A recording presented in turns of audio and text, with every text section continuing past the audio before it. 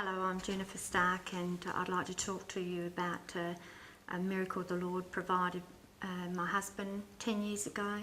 He was an agriculture pilot and he hit a power line and it threw him into the ground. The speed of the plane was 280 kilometres at the time, and he went a metre into the ground. When I got to hospital, I was greeted by a counsellor there who said to me that Peter had multiple injuries. Injuries were that he had a leg that had been crushed, and he also had a broken arm, and he also had his face that was totally crushed, that was pushed into his brain. They said to me at the time that he would be brain dead. If he did survive, it would only be 10% chance of living.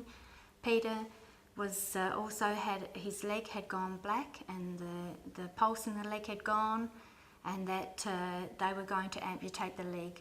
I had to sign a form to say that this leg would be amputated, and also that they were going to put a shunt in his brain to relieve the pressure from this crushed face.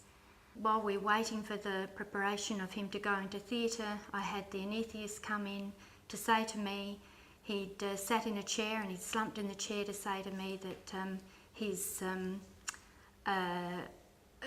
he couldn't believe what had just happened, and that the leg had gone pink again and the pulse had come back. The outcome is that Peter had his face rebuilt. He had 300 screws and titanium plates put in his face, and which is a miracle today, because I know it was the Lord that delivered him. He has no brain damage, and his leg, he actually, they put pins in his legs and saved his legs, and also they repaired his arm.